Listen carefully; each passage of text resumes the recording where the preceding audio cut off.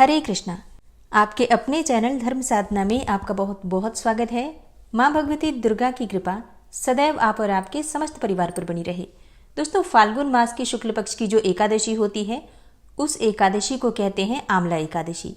इस एकादशी के और भी कई नाम हैं, जैसे कि आंवल की एकादशी या फिर आंवला एकादशी और हाँ, रंग भरी एकादशी। कहते हैं कि भगवान श्री हरि विष्णु और माता लक्ष्मी की आराधना आज के दिन करने से किसी भी प्रकार की कामना हो आपकी पूर्ण हो जाती है। और भगवान श्री हरि विष्णु के साथ ही आज के दिन पूजा की जाती है आंवले के वृक्ष की। शास्त्रों के अनुसार आंवल की एकादशी के दिन अगर आंवले के वृक्ष का पूजन किया जाता है तो इससे समस्त प्रकार के पापों से मुक्ति मिल जाती है, सुख समृद्धि और संपदा की प्राप्ति होती है। इस व्रत को धारण करने से भगवान श्री हरि विष्णु की असीम कृपा प्राप्त होती है और मरणोपरांत वैकुंठ लोक की प्राप्ति होती है, मोक्ष की प्राप्ति होती है। इस व्रत के विषय में एक और कथा का वर्णन आता है। पौराणिक कथाओं के अनुसार भगवान शिव और माता पार्वती विवाह के बाद पहली बार अपनी प्रिय नगरी काशी में आए थे और भगवान शिव ने पहली बार माता पार्वती को गुलाल अर्पित किया था और इसीलिए इस एकादशी को रंग भरी एकादशी के नाम से जानते हैं। आज के दिन बाबा विश्वनाथ का विशेष रूप से श्रृंगार होता है और काशी में आज ही के दिन से, मतलब रंग भरी एकादशी के दिन से ही होली का प्रारंभ हो जाता है। तो आज की वीडियो में आप जानेंगे कि रंग भरी एकादशी अर्थात आंवल की एकादशी साल 2025 में कब है, एकादशी की तिथि कब प्रारंभ हो रही है, कब समाप्त हो रही है, व्रत हमें कब धारण करना है और पारण का यानी कि व्रत खोलने का शुभ मुहूर्त क्या है।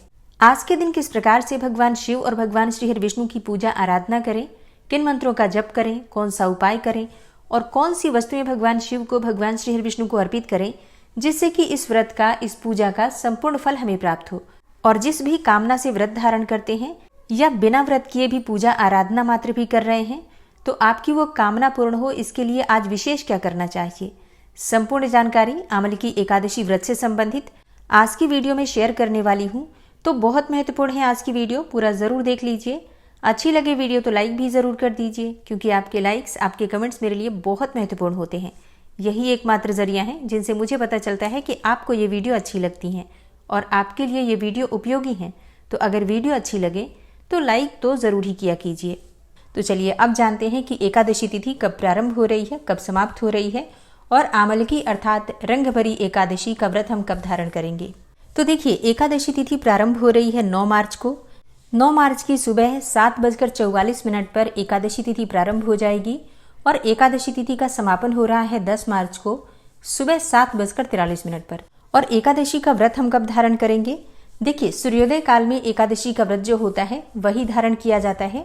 तो सूर्योदय कालीन एकादशी तिथि हमें प्राप्त हो रही है 10 मार्च 2025 को, यानी कि सोमवार के दिन।